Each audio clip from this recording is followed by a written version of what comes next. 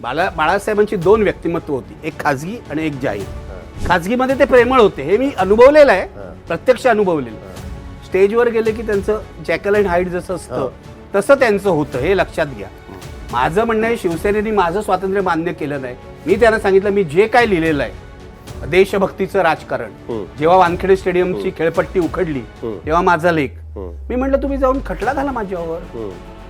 हे संजय राऊत आता मोठ्या गमजा मारतात स्वातंत्र्याच्या, यांनी निखिल वागळे, मेधा पाटकर आणि विवेक पंडितना गोळी घाला असा लेख लिहिलेला आहे. अच्छा. हा, म्हणजे माझं म्हणणं आहे, माझं काय त्यांच्याशी भांडण नाही, मी हसतो, मला गंमत वाटते. काळाने उगवलेला सूड आहे हा यांच्यावर. ठीक आहे, आज ते लोकशाहीवादी झाले असतील तर चांगली गोष्ट आहे, आज उद्धव ठाकरे बदलले असतील तर चांगली गोष्ट आहे. पण आज ते म्हणतायत कुणाल कामराला माझा पाठिंबा आहे. उद्या कुणाल कामरानी तुमच्यावर गाणं केलं तर तुम्ही शांत बसणार आहात का?